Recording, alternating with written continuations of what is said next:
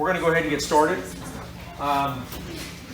Excited to have this seminar today. I see a lot of familiar faces. There's also some new ones in the crowd. My name is Ed Donnelly. My wife Rachel and I are the owners of Bob Will's Nursery. And we've been talking about doing seminars like these since we bought the business back in 2018. And this is the first year we've really been able to do it with moving into our new facility and COVID not being an issue. And one of the very first ones that she and I talked about was we need to get Alan over here to do a seminar on blackberries. People grow a lot of blackberries around here. Thankfully, for those of you that live in East Texas, we have great soil for blackberries. It's got high acidity. The sandy soil does well with the blackberries, and so they're easy to grow. Very few pests, very few diseases, and it's one of the things that if you're wanting to get into growing some of your own food and having some edibles in your landscape, blackberries are, between blackberries and blueberries, they're the two berries that we highly recommend the most. I think when I checked last time, Alan, you had 120,000 followers on YouTube? More than that. Okay. There's one.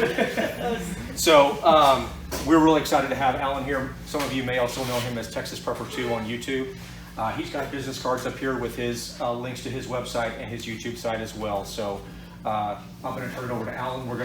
He's going to do a short presentation inside, and then we're going to move outside and actually implement the system that he uses for trellising, and we're also going to put together the garden boxes for growing plants as well. All right, There you go. Yours. All right. Well, how many of you watch my YouTube channel? That's a bunch. That's good. That's good. I appreciate you more than you ever know. I think I tell you that quite often, but I really do. I mean, there's my beautiful, lovely wife over here. That's Sandra. And last August we celebrated 50 years of marriage. So we decided to just keep going and see if we could make a few more. So most of you don't know a lot about me, and that's okay. But my experience is about all I got. I mean, I've got a master's degree in agriculture at HKU. It's Hard Knocks University, and I'm working hard on my doctorate. But anyway, but I've had the YouTube channel for about 10 or 11 years. Started as a fluke. Didn't really know what I was doing or how to film, how to video, anything about it. But I would watch people doing videos, and I'd say, yeah, they did that just right, or there's an easier way to do that, or just saw some things that I thought could be improved on. And I had daughters, so I didn't really have anybody to pass 40 years of homesteading on to, so started the channel, and just hadn't looked back since. Have really enjoyed it. Really enjoy feeding it every week, and that's something you got to do if you got a channel. You got to feed it. But we're going to talk about how to purchasing the blackberries, planting, when to plant, everything that's got to do with planting. And by the way, I am not a public speaker, so I'm just as nervous as a cat. If you'll notice on my videos, I am always behind the camera. Very seldom am I in front of the camera, and there's a reason for that. So we'll talk about irrigation and mulching and pollination, and a lot about pruning. I get more questions about pruning than just about anything, and I have some people say, okay, it's winter, should I prune them all the way back to the ground? No.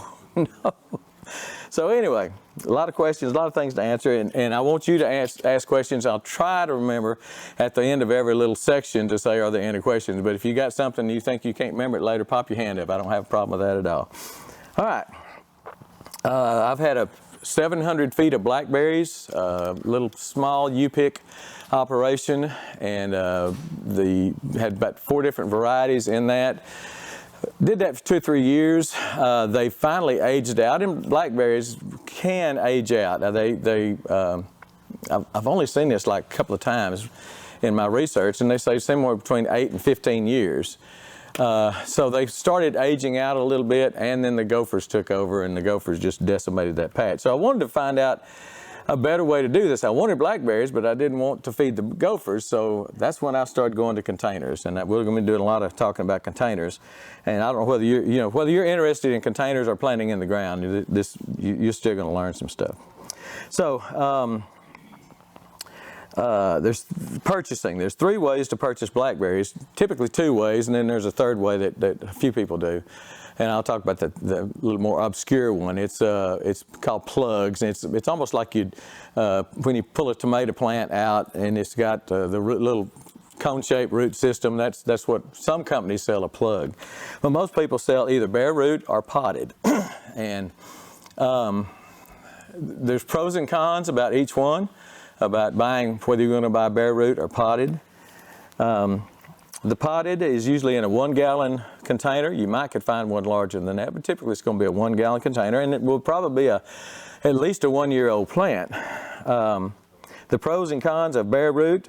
The pro of bare root is cheaper. It's just usually half the price of a potted plant, and it's more available. And right now it's just hard to find different varieties. Some of y'all may have been looking around online for varieties, and not just blackberries, just about anything, seeds or anything else, fertilizer, everything else is getting harder and harder to find. So buying bare root may be, if you want a specific variety, then you may have to buy bare root as opposed to potted. The con of bare root, sometimes it's a little harder to establish, although I've planted plugs, I've planted bare root, and I've planted potted. And I don't think ever had any problems with any of those. So blackberries are pretty forgiving. So you'll find that out too. All right, potted. The pro on potted, it's already got an established root system. It's ready to go. You put it in the ground. A friend of mine told me one time, when you're transplanting something, if you take enough dirt with it, it'll never know it's been moved. So that's the thing. That's kind of the concept of having a potted plant there. You've got a 1-gallon pot, you pick it up, you put it right straight in the hole, it's probably not even going to miss the pot. So it's a better established root system, and we've got some plants over here. Those plants will produce a few berries this year. And these are the ones we're going to plant in the containers and outside. But those will probably produce a few berries this year. Whatever it grew last year, those canes right there, will put out a few berries. Start to bloom in a little while, put out a few berries. So the first year, you'll at least get a taste of what's to come next year. So that's another good reason. So better established root system on a potted plant if you can find the variety you want. And you get first year fruit. A little bit, not a whole lot, unless it's a big potted plant. But the con is it's more expensive. Usually twice as much as a bare root, something like that. I've seen some places that sell them for 2 and 3 times what a bare root is. And the shipping may be different too, because you're shipping a potted plant instead of a bare root, just easier to ship. So there may be a cost on the shipping too. All right, varieties. I can't research how many varieties there are, because there are dozens and dozens of varieties. I can tell you the varieties I've had and we'll talk about Primocane and floricane varieties here in a minute, but when I started my patch, I'll call it my patch, when I was planting them in the dirt, I had Prime Jim, Prime Jan. You can't find them anymore, so I think they quit producing them. And I had Apache and Ouachita at first, and so I've got experience with those. I've got experience with Navajo, several of the ones that are Native American names, Navajo, Apache, Natchez. Got experience with a few of those from years back, but right now I've got 3 different kinds of plants. I've got Primark Freedom, which is my favorite. I've got Ponca, which I don't know yet, because this will be my first year to get fruit off of it, but it went crazy. The plant went absolutely crazy. And just got some huge plants. They looked about half the size of that right there when I put them in the containers last year. And now they're 3 feet tall and 3 feet around. Some of them, they're just really nice. They went crazy. And the Ponca is supposed to be the sweetest variety that University of Arkansas has come out with. The University of Arkansas does most all of the plant hybridization, breeding, whatever you call it, of blackberries. That's just kind of their thing. And we'll talk about some of the things they've, some of the Primocane and is the one thing they're known for recently. So there's dozens of varieties, and but there's two different, I don't know whether you call them varieties or just growth traits, and that's Primocane and floricane. All blackberries up until 10, 15 years ago were floricane blackberries, which means they produce blackberries on the floricane, which floricane means two. Flora means flower. You get a flower, you get a blackberry. So they produce blackberries on the floricane, the second year cane. Then University of Arkansas bred up something they call primocanes, prime 1, which means they produce flowers and berries on the first year cane and the second year cane. That's where some people get confused. They think the Primocane berries, because it's first year cane, it's going to produce berries and then they just cut it down. No, it produces berries 2 years. It's got the same traits as a floricane. It's going to produce berries next year, but it will also produce some berries this year. It's not a huge crop, at least my experience has been. It's not a huge crop of first year berries, and they call it a fall bearing. I have found it to be more of an ever bearing. They start producing maybe in July, then it starts getting a little warmer, they slow down, and then September, October, November is when they start putting out a few more berries. So it's more, in my experience has been, it's more of an ever bearing than a fall bearing. But I really like the Primocanes. That's the one that's the one I like. All right, again, and it's, when you start talking Primocane and floricane, I feel like I never come across and do it justice. Again, Primocane produces on the first and second year's cane. Maybe I've never made that clear on the videos, I don't know. But it produces berries the first year, and then again on those same canes, produces the second year. Then the canes will die, just like a floricane produces. Cane grows up, looks great, and you doctor it all summer long and whatever, but you don't get any fruit until next year. When it comes around next year, that's when you get your fruit off those canes. And so the Primocane just gives you 2 crops, that's why I like them. It's nice to go out there in the hot summer or September, October, something like that, and pick a few blackberries. Now, thorned versus thornless. My Prime Jim and Prime Jan were viciously thorned. This should be a short discussion because I won't go back to thorned blackberries. I mean, some people like them, and I think they may even be a little bit more productive. But unless somebody else is going to pick those blackberries for me and prune them out, that's the problem. If you're raising a floricane blackberry, it produces its berries on last year's canes, but it produces the berries, and it's through in June probably producing all the berries. Well, in July, the canes start to die. After they produce the berries, those canes start to die. Now the mother plant doesn't die, but those canes start to die. Well, they need to be pruned out, and they should be pruned out, supposed to be pruned out as quickly as you can. I'm not always great about that, but they're supposed to be pruned out as quickly as you can because they may be diseased or something like that, and you want to get rid of it and throw them away, not leave them on the ground, which sometimes I do. But anyway, do like I say do, not like I do. But pruning them out and throw them away, thorned canes in July and August is just not fun. I'll never go back to thorn. There are some great thorned varieties, but not for me. And again, they may be more productive. My Prime Jim and Prime Jan, now there's not an apples and apples comparison because my blackberries now are in containers and these were in the soil. But my Prime Jim and Prime Jan really produced. I mean, it was just like a hedge, 100-foot hedge of blackberries. Beautiful, beautiful. But I've had that with my Primocane too, in the containers. Now you need to choose a variety that's right for your climate. Everybody around here pretty much zone 8 probably. You may have some 7s or some 9s. I don't know how far you travel, but most everybody's here is 8 or 8A or 8B. And most any of the varieties that that Ed has here or that you'll see anywhere else locally are going to be for our zone. Except last year, my Primark Freedoms really got hurt in that big Texas freeze. The mother plants were fine, the containers were fine, so the root, it didn't hurt the root because the container was exposed to the same temperature. I mean, it had a layer of snow on it, which gave it a little bit of insulation, but I noticed after they started greening up, the canes just started dying. It started at the tip. It would just slowly start going back toward the plant, and I lost maybe half my canes. Again, didn't kill the plants. The mother plant was safe, and she produced plenty of canes for this year.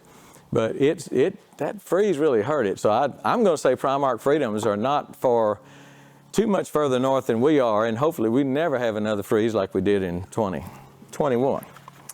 So.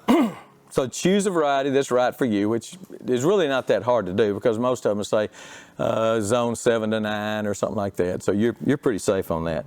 Growth habits. There's 3 different growth habits with blackberries. There's what's called I call it a sprawling, but it's really called trailing. And the dewberries you see on the side of the road that come up and they just go like that, that's a trailing blackberry. And there are some cultivated blackberries, some commercial blackberries like that have more of a trailing growth pattern. And those are definitely going to need a trellis. I think I had one time and just didn't care for it. They come up like 2 feet and then they just start running, start going on the ground. And everywhere they go on the ground, if they touch the ground and stay there very long, they're going to start rooting. So you may or may not want that. Depends on where they start rooting at. So trailing blackberries, you don't see a lot of them, but there are some out there, and that just needs to be a consideration when you're buying. Then they have what's called a semi-erect and erect. The erect ones, they'll get a big quarter-size cane at the base, and it stands up and just. I still want to do a trellis, or I personally want a trellis, because when they get loaded up with blackberries and then the wind comes, I've seen a bunch of them break off. So you want something to hold the trellis, and we're going to do a trellis demonstration later. But that's the semi-erect and the erect, which is most of the blackberries are that. Fertilization. When you plant, most people, if you look online, they will say do not fertilize when you plant blackberries. And that, when I planted out in the field, when I did my patch, all I did was because I had read that, I just put a big handful of compost and threw it in the hole and planted, and they did great. Like I say, they was really, really nice. But now, especially in containers, now I'll tell you why in just a minute, but in containers, I always fertilize when I plant. Again, don't have much education on this, just telling you what I know and what I do. So if you do it and yours die, it's not my fault, okay? I'm just telling you. So, but if you do fertilize, you may want to, especially if in the ground, you may want to use compost or an organic fertilizer. It's kind of hard to burn stuff with organic fertilizers anyway. And, or you can use synthetic, but you want to stay away from the plant. You don't want to put out much, and you want to stay away from the roots, because the roots spread out a pretty good bit, and they're shallow. They're not a real deep rooted, because they're going out to produce more plants. They're going to go out 2, 3, 5 feet, and then they're going to come up. So just be careful with the fertilization if you use synthetic. Now, when we do this, I'm going to show you that I use a bunch of fertilizer. I use a pound of fertilizer when I do a container, but I stay away from the plant. And I hadn't lost one. I burn up a lot of stuff with fertilizer, but I've never burned up a blackberry. So I'm saying it works for me. Again, travel at your own risk. That's my disclaimer. So how deep or how shallow do you plant it? Basically, like most any other plant, you plant it just the level of the soil level that it came in from the pot. If it's a potted plant, then that's where you put it. Blackberries are pretty forgiving. You could probably go a little deeper, but I wouldn't go much deeper. The old adage is with trees and with other things, plant it high, it won't die. Plant it low, it won't grow. So don't go too deep with anything you're planting. Plant at the level of the soil in the pot. Now, if it's a bare root, a little harder to tell, but you still can, because it was rooted in, typically it's going to be rooted in a pot of some sort, and you can kind of see where the color changes on it, and but it's got to have that crown, that mother plant. The crown has got to be above the ground. It doesn't have to be way above the ground, but it does have to be above ground. All right. And again, use either compost, organic fertilizer, or a synthetic fertilizer. I'm going to use triple 13 today, which is pretty hot, but I'm going to keep it away from the plant, and I'm not going to burn them up. I promise you that. All right, that's how deep, how shallow you do it. Plant spacing. Most people ask me how close together to put them and how far the rows need to be apart. As far as in the row, 3 to 5 feet. I did mine 4 when I planted in the ground. 4 feet, I planted 25 in a 100-foot row, so 4 feet apart. And they're just keep in mind that they're going to, over the years, they're going to fill in the gaps. They're going to, you know, if you plant them 5 feet apart and you say, well, that looks kind of dumb to have plants 5 feet apart, they're going to fill in. They're going to send roots out and come up. And there's other ways, tip layering, and I'll tell you about that in a minute, to fill in your rows if you planted them pretty good ways off. You know, it depends on your budget, how you want to do that. And as far as distance, the first year I had my containers, and I've got these beautiful hillbilly blue containers that's what half of my blackberries are in hillbilly blue and half of them are in pretty orange. And but anyway, the first year I put the containers right up next to each other, just button up against each other, because it was kind of a room issue, a space issue, and I found a little bit more disease than what I thought I should have had, a little bit more fungus. So I gave half of them to my daughter. It was nice of me, and I spread them out to where it's probably around 2 feet in between them now. And I did that early last year. I guess I did it before the freeze, and it they didn't have. I'm not saying I don't have any, not rust issues, but fungus issues, but it was much less. So I was, wherever you're planting, whether it's in a container or whether it's in the ground, give them some room. They need room. Now, row spacing. To me, row spacing is important. Now, if you just plant one row, it's not a big deal unless you're planting close to a fence. When you plant a blackberry, these are dead canes. Prune out the dead canes. It's pretty easy to tell a dead cane. When you plant a row of blackberries, you expect them to, you put your trellis up and you want everything in a perfect row. And then that first year it sends up one and it's maybe a foot away in the row and it pops up and you said, I got a new plant right in the row, right where I wanted it. But at row 3 or 4, it's sending out shoots 3 or 4 feet over here. And if you've got a walkway 8 feet wide and you've got another row over here that's coming in 3 or 4 feet, you got a problem. So unless you're growing commercially, which means you've got to put as many blackberries in per acre as you can possibly get. Unless you're growing commercially, I recommend 15 feet between rows, because you're going to lose 8 feet of walkway. 8 or 9, 10 feet of walkway. So 15 feet apart, you're going to have plenty of rows to walk, plenty of room to walk, wide space to walk, and to mow and whatever. Now, same thing applies if you have a fence over here. Don't plant, well, my mower's 48 inches wide, so I'll plant 50 inches from this fence. No, give it another 2 feet or something like that, so you'll have room to mow that fence line a year or 2 from now when that thing starts wandering. And sometimes I'll let them grow. If they're way out in the walkway, I didn't. If they were, I think my rule of thumb was if they were within a 1.5 feet of the trellis, then I would keep them. And if they went too far, then I would dig them up and pot them and try to save them, and whatever. But they will. My point is they will wander. Don't think you're just going to plant a straight row and it's going to be straight and beautiful just like a row of tomatoes all the time. It's going to spread out. The only thing I know of that, and I've never done it, but that you could do to stop that if you really absolutely did not want it to go any further.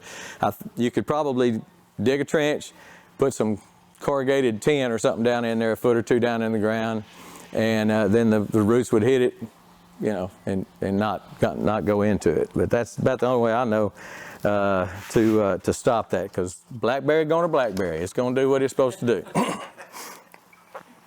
All right, that's the walkway. Gotta leave space to walk through.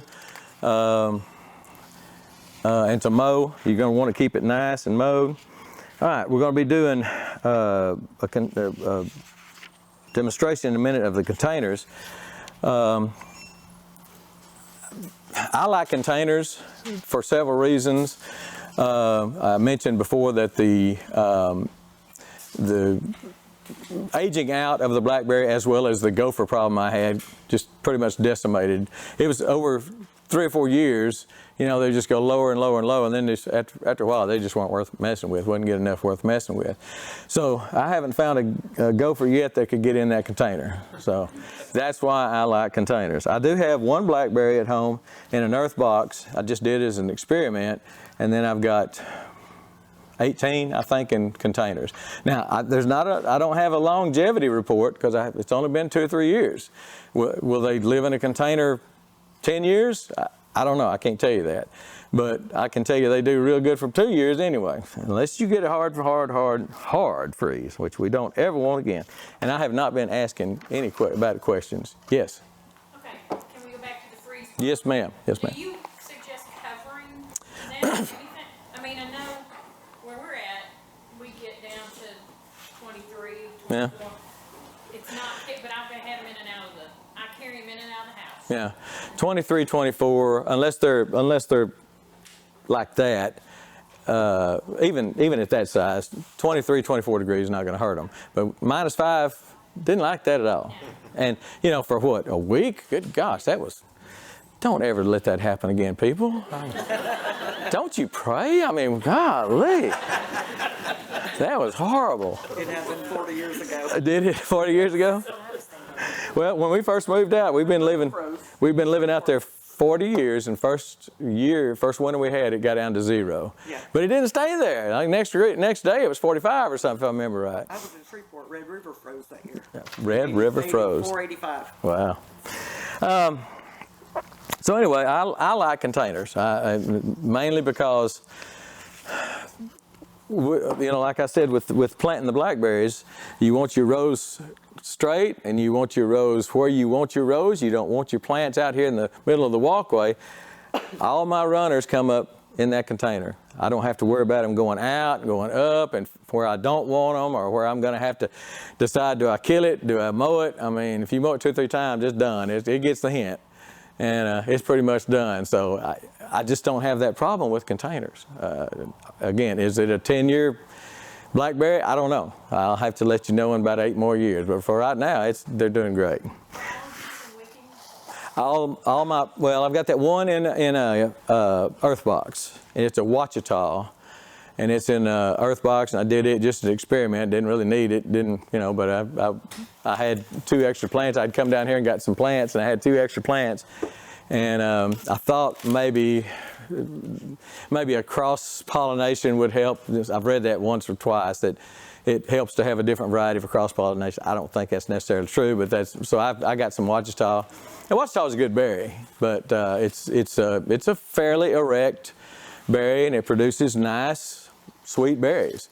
And the Wachita was not even tinged by that freeze.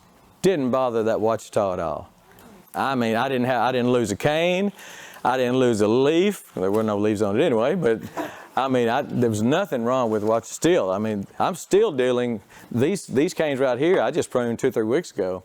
So I'm still having some dieback from last year's freeze. You know, they produced, this cane produced some berries probably last fall, but then it died, and it's not supposed to do that. And I just attribute it to the freeze. It hurt it. It really did. But the Wachita, I've got 2 Wachitas, one in a big tub, one in an earth box, and neither one of them were touched by that freeze. So that's a good point. Glad you asked that. Any other questions? Yes? Yeah, so I watched all your videos.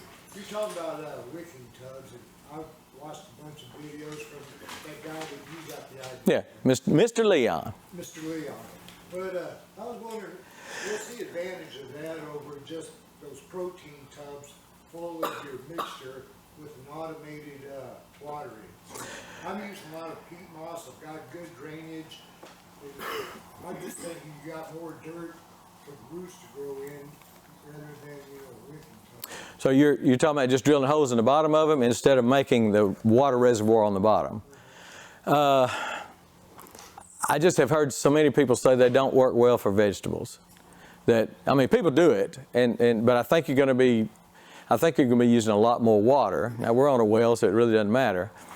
But if you're not on a well, and if you buy your water, then it's a different story. But that, with any container or with any raised bed gardening, especially, it takes a lot of water. That water just goes right straight through it. And grow bags, I do a lot of stuff in grow bags too. And the grow bag, same way. I put a tray under the grow bag to catch about 2 inches of water. Otherwise, it would just go straight through that grow bag down in the ground. And, they'll grow. You can grow some good stuff, but you're going to have to water it pretty much every day.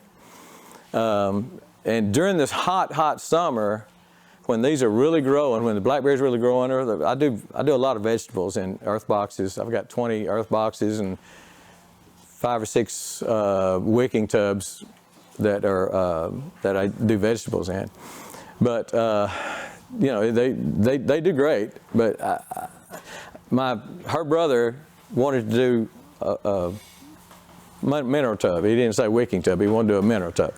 So I seen him a couple of my videos. Here's how to make them and all this stuff. So I saw him like in December of the year, that year he had done it. I said, how'd your tubs do this year? Oh, they didn't do worth a darn. I said, really? He said, no, they just didn't grow it hardly at all. Put tomatoes, peppers, and all that stuff in them. They just didn't do anything. And I said, well, how'd you build them? He said, well, I just drilled some holes in the bottom of them and filled them. No, that's just not the way to do it, if you want to do a wicking tub. So I don't have much experience, so I can't answer your question as far as experience goes, but I'm just saying some people have said they just don't work as well, like that. And it's not that hard to make these. So, yeah, I used wicking tubs I used 1 gallon milk. Yeah, that makes it a lot cheaper. If you've got the milk jugs or know somebody that can give you some, instead of putting what we're going to show here in a minute is putting some corrugated pipe in it. Instead of doing that, you just put some number 10 cans, empty milk jugs that you drill holes in. They've got to fill up with water, and put those down in the bottom of it. And all your expense was for the potting mix and the tub, if you had to pay for the tub. Anybody else? Yes. On wicking tubs, what I liked about the concept was you use it year after year after year. Every year I use it again, my initial investment's less. That's right. Less. That's and right. Pretty soon it's like, wow. Now, I don't know how long they'll last. Mr. Leon says, I think he said 7 or 8 years for a typical wicking tub. Now I've got my orange ones that my Ponca blackberries are in. They're twice as thick as far as the plastic, the material. It's twice as thick as these blue ones are. Blue one's what you're going to see around here most because it's a Tractor Supply. It's the cheap one. That's one I buy. My cows don't eat all that great, so. But that's the same thing with an earth box. Everybody said, man, an earth box is too expensive. I can't afford an earth box. Well, I've had several people write and say that an earth box, that they had earth boxes that were 10 years old. One lady said hers were 15 years old. Another lady said hers were 20 years old. So they faded a little bit, but there's absolutely nothing wrong with them. So you take a $40 earth box or whatever it is, and you start cutting it down into 20 years, that's pretty cheap, That's pretty cheap. So earth box is the same way. I think earth box is going to last longer than that. Now, you could take the old 55-gallon, blue 55-gallon barrels that if you know what came in it, something food grade, and cut them in half, and those would probably last longer than these. But I still don't know if they'd last as long as an earth box. Earth box is thick. Be sure and come up here and look at them if you've never seen an earth box. But so I like the earth box. I got 20 of them. I like them. Somebody else? What we've covered so far? Nope. All right. Figure out where I was. All right. So I like planting in containers simply because I've done both, and the containers keep the plant contained without running everywhere, keeps the gophers out. But the problem with, there's some pros and cons about planting in the soil, planting in containers. In containers, one of the pros is you control grass. I like to mulch blackberries heavily, and when I say heavily, I'm talking about heavily when they were in the row. But that mulch, every time it rains, that mulch makes compost tea. That rain runs through there, and it just makes a beautiful compost tea, and that grass just runs toward it. So it's hard to keep grass out of your rows if, you know, when you're in the rows. Not hard to keep grass going in those. They don't. Here's how you prune one of these. I just come over here, I'll see something coming up, and I go, not prune, but that's how you weed it, rather. So the pro of a container would be grass, gophers, and it's portable. You may be renting, or you may be thinking about buying another piece of property somewhere, and you say, man, I hate to plant all these blackberries. I hate to plant all these fruit trees. I hate to plant all this stuff. Do it in containers. Take it with you. If you think you might be going somewhere. So the portability of these are, I have moved so many things. I have moved barns and everything. That's why I invented that greenhouse, that cattle panel greenhouse. It's portable. In the summertime, I can pull it under a shade tree and grow something in it. In the wintertime or the spring and fall, I can pull it out in the sun and have full sun. So I like portability. I really like to be able to move stuff around. Yes? Pine straw, do you ever use pine straw on the top of it? I use a lot of wood mulch. I've got a friend that's a neighbor right in the corner that has a tree maintenance company. And he was for a while there, he was just bringing me tons and tons of wood mulch. And it can be anything. One day he'd dump and I could tell it was cedar. You could smell it, it was cedar. And one day he'd dump and it was pine. And I've got an ongoing discussion with somebody online right now in the comment section. He said the pine ruins the soil or something like that. I've just never seen that. Now, you wouldn't want something like, I think it's a locust or a bodark that doesn't rot. I know bodark doesn't. I think maybe locust too. You wouldn't want that in there because it's not going to decompose. It's not going to decompose down to a compost. But when we plant that, when we plant the earth box, I'm going to be about 2 inches shy, and that's because I would put an inch or two of compost. You can put compost, but an inch or two of wood chips on top. Pine straw. Once pine is, as I understand it, again, working on that doctor's degree, so I'm not sure, but as I understand it. Everybody says pine is so acid, you can't, don't plant anything under pine needles. The way I understand it is once those pine needles die, they're not as acid anymore. It's only the green ones. So dead pine needles, I think would work okay. You've got, there could be a pH problem. Blackberries like anywhere from 5 to 6.5 pH. And that's why when we plant, we're going to put some lime in it because peat is the biggest component of the mix there. And peat is, I think it's 4.5 to 5.5. So just need to bring that pH up a little bit with some lime. Some of us like to go on 2-week vacation. Can you tell us how you deal with the bucket on that? I've got my drip system is on timer. Go over that. Yeah. Well, I didn't bring anything, but I do the drip system. I've got on my blackberries, I've got a 1/2 inch drip line. The round 1/2 inch drip line, what they call a main line, and it just goes on top of my containers, and I punch a hole in it and put an emitter there. It's a 3-gallon emitter, 2-gallon emitter, 2-gallon emitter, and on each one of them. So if I turn it on, if I don't have this time of year I don't have the timer set on it yet because we're still getting some cold weather and I don't want the timer to freeze, but I'll put the timer on it and it'll come on. In the summertime, I have it coming on every day for maybe an hour or two. If it comes on an hour, I know I gave it 2 gallons. I do walk by at least once a week and look at the emitters, make sure they're all, pumping. Now on my vegetables, I've got tubes, 1/4 inch tubes running down in my vegetables, and I don't have as much. I can't see as well if the vegetables are getting as much water. Again, I'm on well, so I usually run it until they start overflowing, the earth box starts overflowing or whatever, but if I was buying water, I wouldn't do that.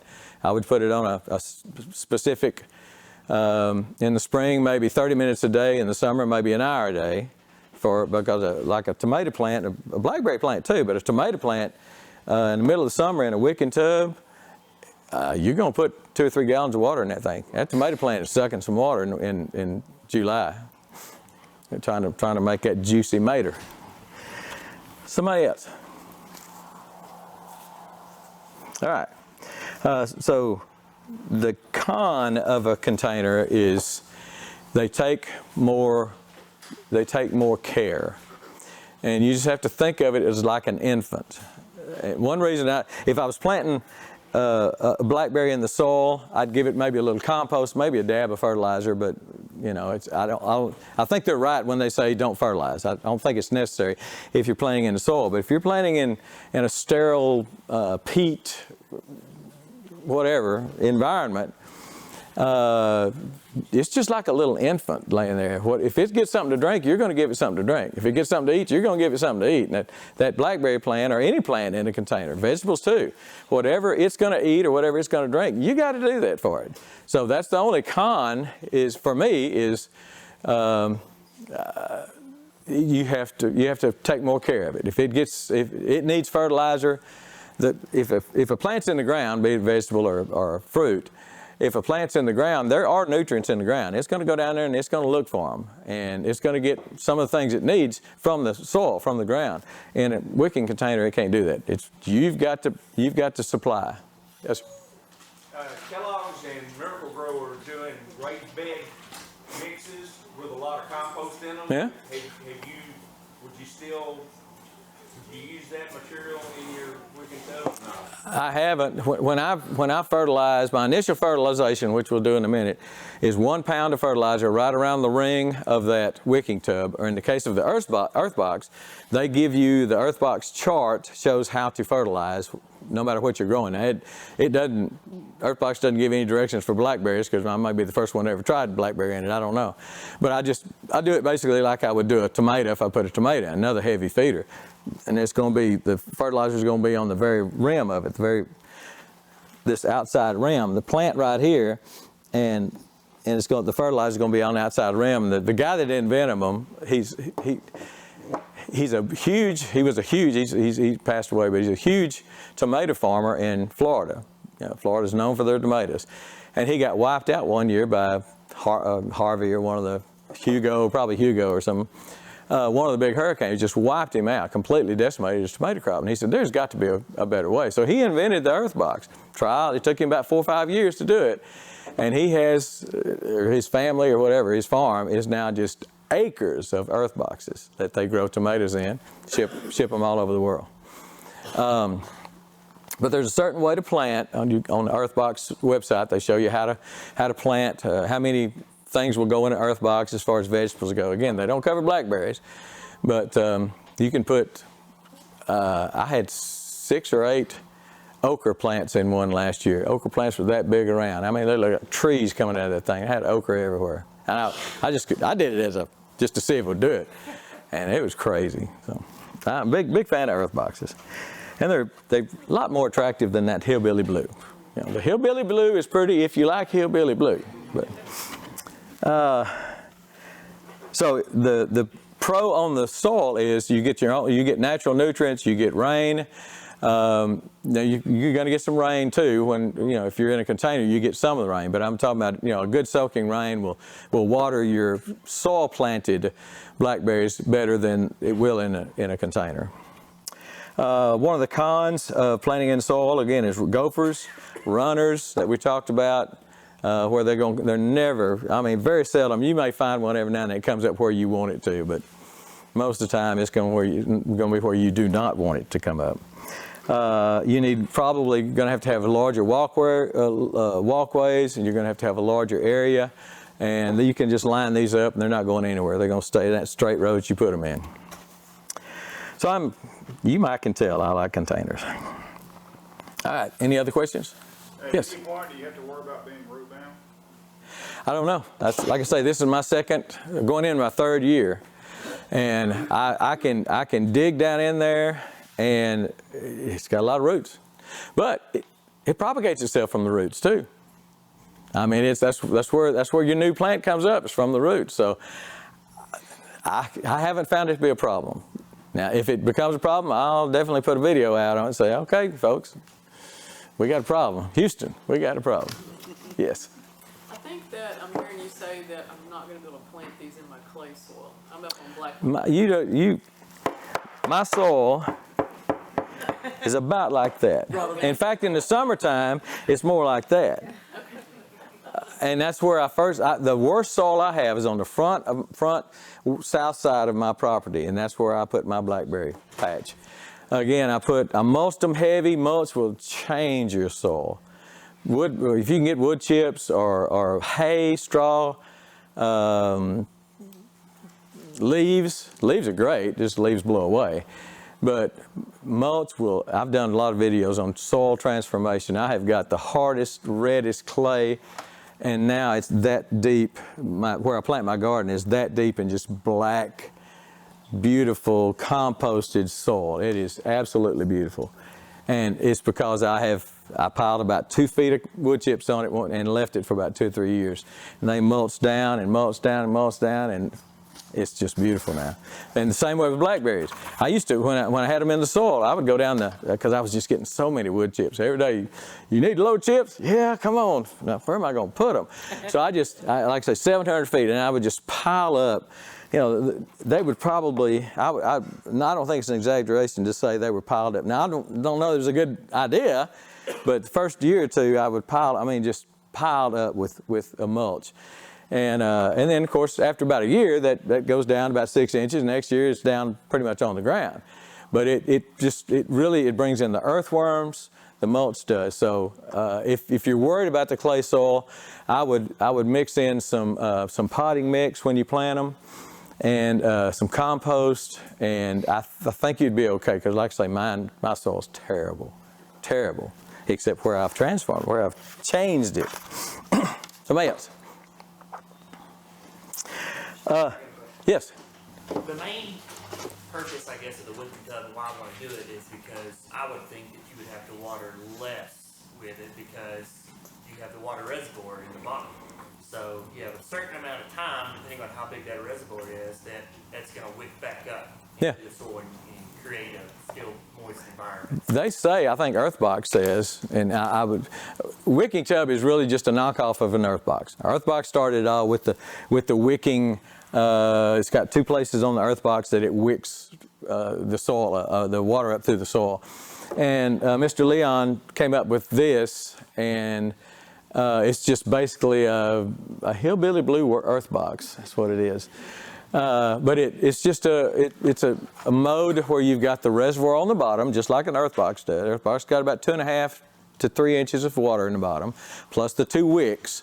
And this has same thing, about 3 inches. Depends on what size pipe you put in it. You're going to have, your hole in different places. Your reservoir will be different sizes.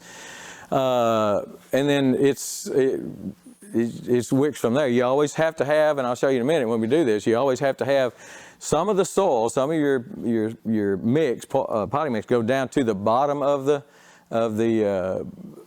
wicking tub, because it's got to have a place to wick up. So that's where your water is. You just got, main thing is keep the water out of the black pipes, the corrugated pipes. I've done your hybrid ones. Those are really. I really like those. I made some for my parents as well. I really like that concept. Yeah.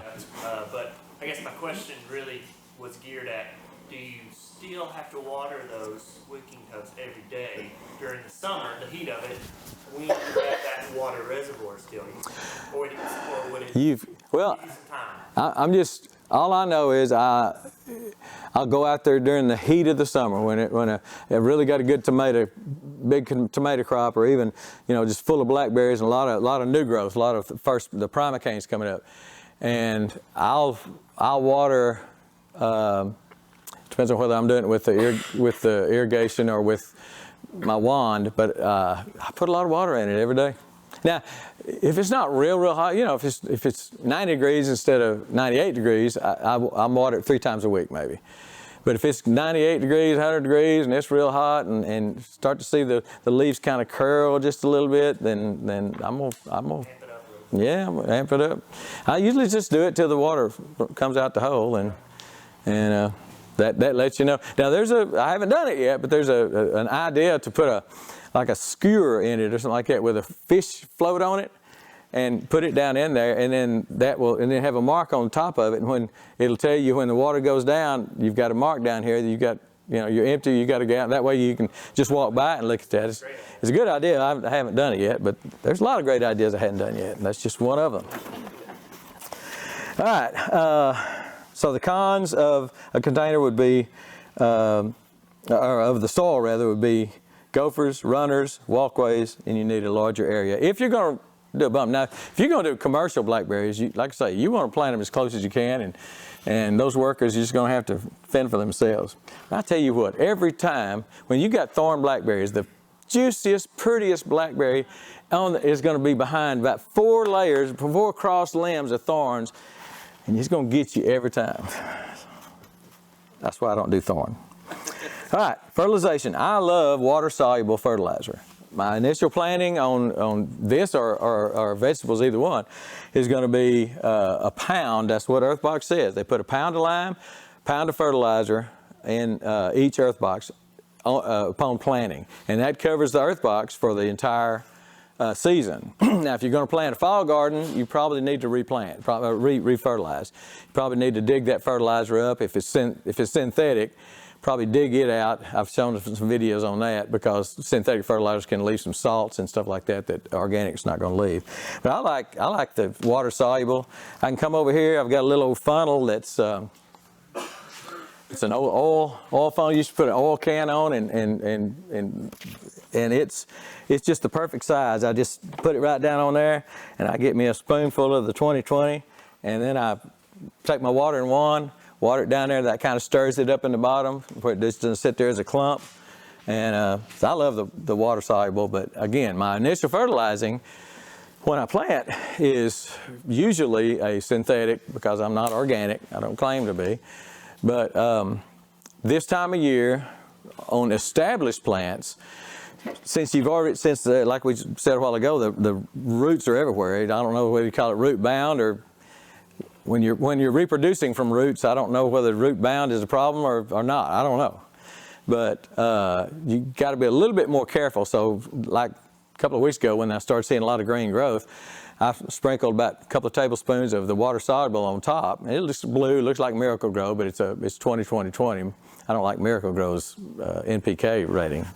But anyway, and then I just watered it in, because it's water soluble and it just takes it down through. And another good reason to do it that way is if you've got wood chips, you've got some mulch on top of it, you have to rake all those back to put in some fertilizer. Now, a month or two from now, or a month or so from now, I'll probably come in there with maybe a couple of tablespoons of triple 13 or an organic or something like that, and I'll just come in there with a trowel, kind of move it out of the way, and then cover it back up. And I'll do that maybe in 2 or 3 places around the rim. But I try to stay around that rim, not too close to the mother plant. Anybody else? Yes. Have you got a video out or anything about Yes. which soil for the wicking tub? Which one? The soil for the wicking tub. Yeah, it's got to be a potting mix. It's got to be 60, 70, 80% peat. So you can't just use garden soil. You can't just use compost. You know, compost may do for a while, but compost is not. The peat is what wicks. The peat is just sucks. It's like a sponge. Just sucks that water up. So you really need a high peat concentrate, or a high peat content in your wicking tubs, and let it so it'll wick. Now, if you're just planting somewhere else, if you're planting soil and you just want to put some in there to amend your soil, like she was talking about, then you can do whatever. But if you're going to do wicking tubs, it's got to have that high concentration of peat in it. Somebody else? All right. So I like the 20-20-20. First year, I apply when I plant. Subsequent years, I will, if it's 20-20-20, it's hard to burn stuff at 20-20-20. That's another reason I like it. You probably can, but it's difficult. I never have. And after harvest, you're supposed to fertilize again to get your new canes, your floricanes, get them going for next year. You want them to get as nice as they can be, and you want to be able to prune them, and I'll show you about pruning in just a second. Again, blackberries need 4.5 to 7.5 pH. And that's a wide range, which tells you the blackberries are pretty forgiving. They'll grow. I mean, whatever you got, unless you're in rocks and gravel, they're going to grow, I think. I don't know. I didn't last year. I don't know that I will re-lime. I probably need to. Just maybe the lime I brought today is a pelleted lime, which is going to be a slow release. I probably should come in there and just put some lime on top this year, and just, because it's slow release, and just let it kind of go in there and just release slowly.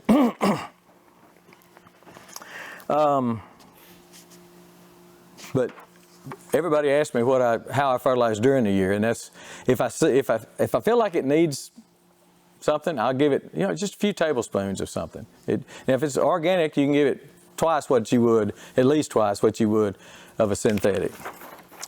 All right, irrigation. We've talked about that. If you're in the soil, I encourage you to mulch, but put down your irrigation line before you mulch. Ask me how I know that. Because you're going to have to rake all of it back and in fact, I would say put down your irrigation line before you ever put your plants in the ground. It's just important.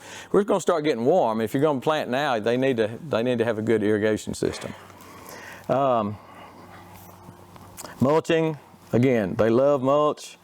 It does promote the grass invasion. Wood chips, leaves, straw, hay, landscape cloth. It's a great idea, but that new plant's got to have a place to come up. So unless you cut some slits in it or something, I don't see how you could use that. Earth boxes come with a cover, but you'd have to cut slits in that cover to get it to reproduce itself, to get it to send new canes up. So I don't think landscape cloth is a good idea. Never tried it. You may try it and be successful. I don't know. What about between the rows? Oh yeah, sure. In fact, that would discourage canes coming up where you don't want them. They're going to come over there and they're going to go up. Ooh, no, and then they're going to come back over here.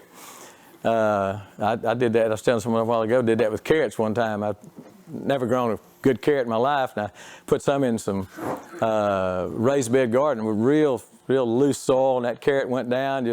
Started growing good, and then it hit that clay. And I pulled out the carrot. They're all L-shaped.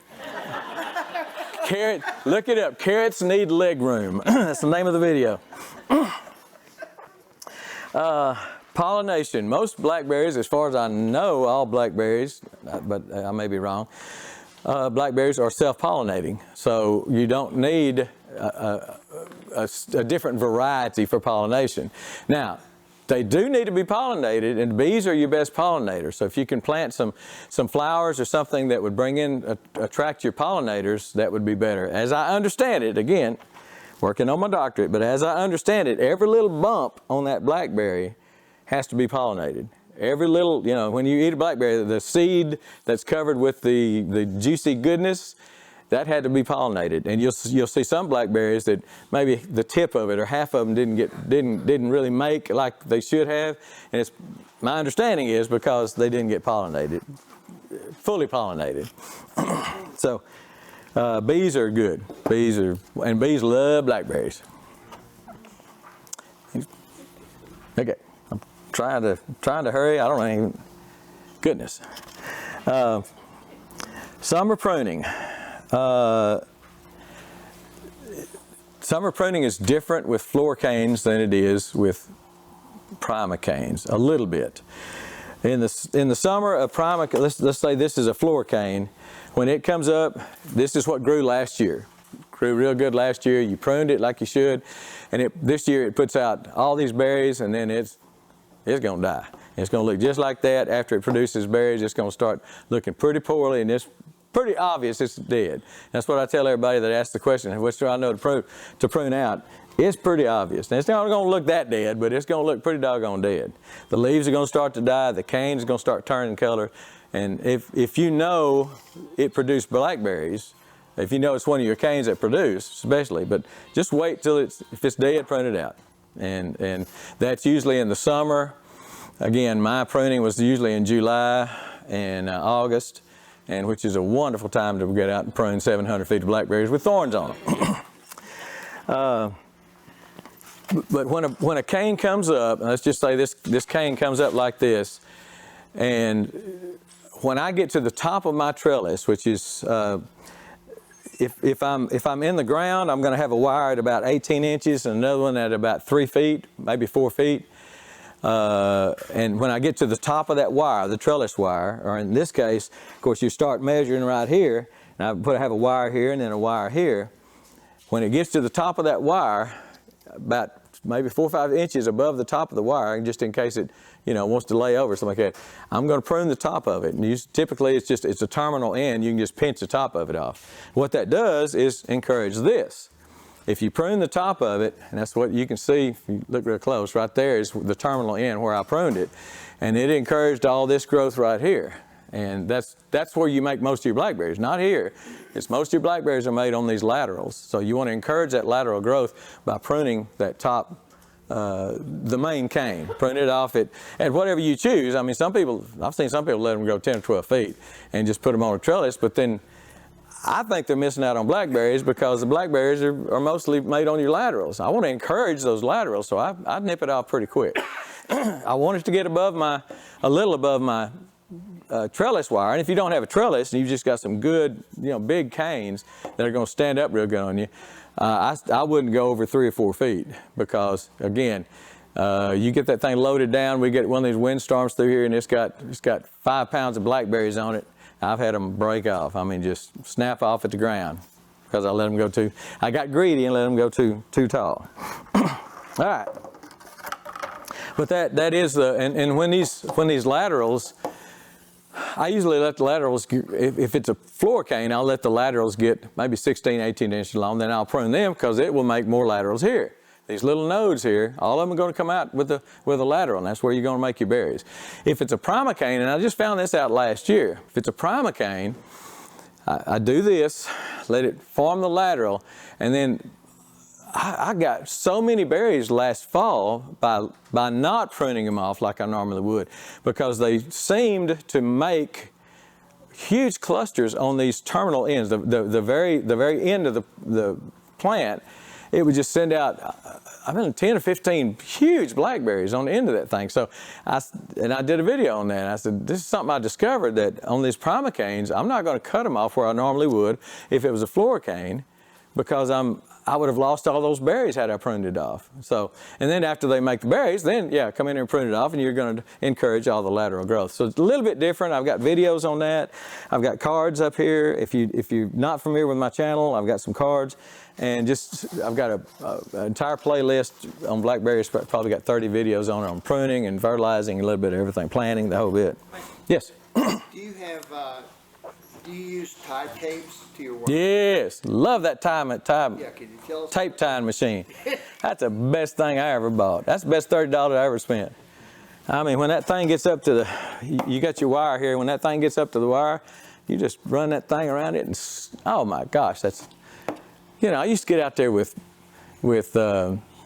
all the little ribbons and all this stuff, and that tape tying machine. It takes a little getting used to. You got to kind of hold your mouth right sometimes, but man, that thing's worth its weight in gold. So I encourage you to get one of those for sure. Somebody else? Nope. On the pruning, do you have to, how long do you keep pruning? Because when you say Oh, the flowers come out, you'll prune every year. just for like a few weeks? Or Well, I just, they grow at different stages. You may have one come up this week, and then a month later you have another one coming up over here. Well, it's not going to catch up with this, and so you'll prune this one where you want it, and then wait on this one to come up, and then you'll prune it where you want it. So they don't all grow at the same. it doesn't hurt to keep pruning then? No, as long as you know, why you're pruning it. So. I started growing last year. There were more freedoms, I think. I'm not quite sure after it grew, but when I would prune it, it would lateral out and then just keep going. Yeah, the laterals, I've seen laterals 6, 8 feet long. Yeah, that's why again, I would,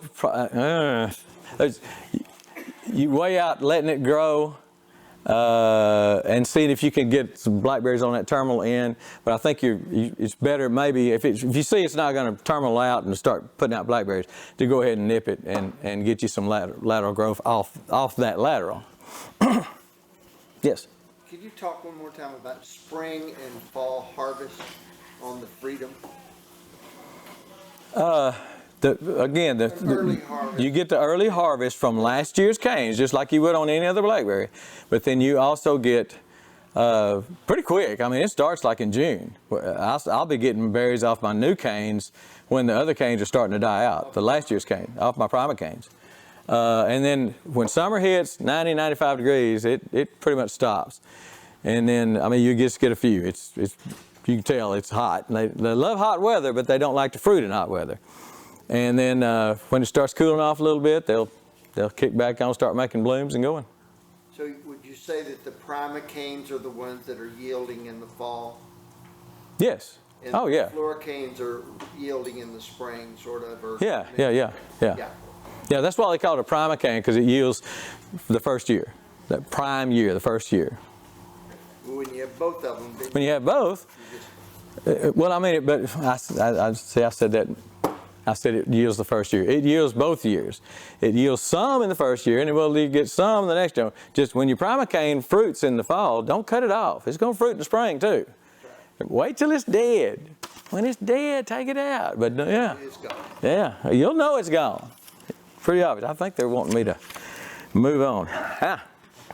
All right, we covered pruning. I think we're down to the demonstrations, which we may do outside.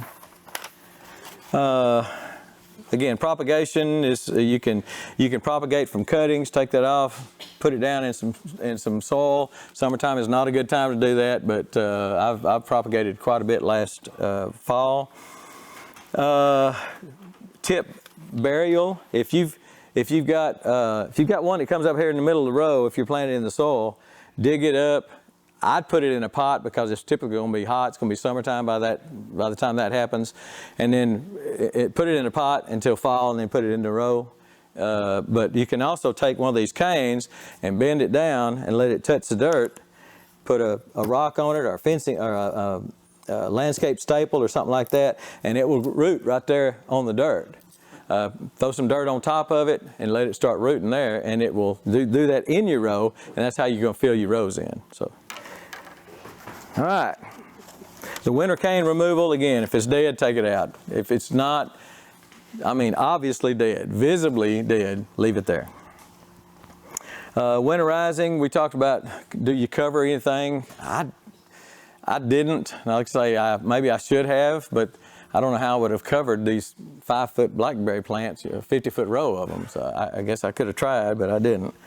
But that was just a freak year. And any other time, they don't, they've just never been bothered by 10 or 15 degrees. They were bothered by -5. What about, okay, you talked about propagating. Where do you take the plant from the plant? What do you mean? Where do you take the cuttings? Yes, when you take the cuttings. Just, you can either I could cut that one right here, here, here, and get 3 cuttings out of it. You want a node, at least 1 node below the potting mix, if not 2. Let me say a quick word about propagating. It is illegal to propagate for sale because these plants are patented. But to propagate, as I understand it, and I'm not a lawyer, nor do I play one on YouTube, but as I understand it, you can propagate for your own use, and maybe even to give away. But I read the patent thing, and that's as I understand it. All right, we got demos now. I don't know whether we're going to do them outside or whether we're going to do them inside, but yes. Drawing first? Yes, drawing.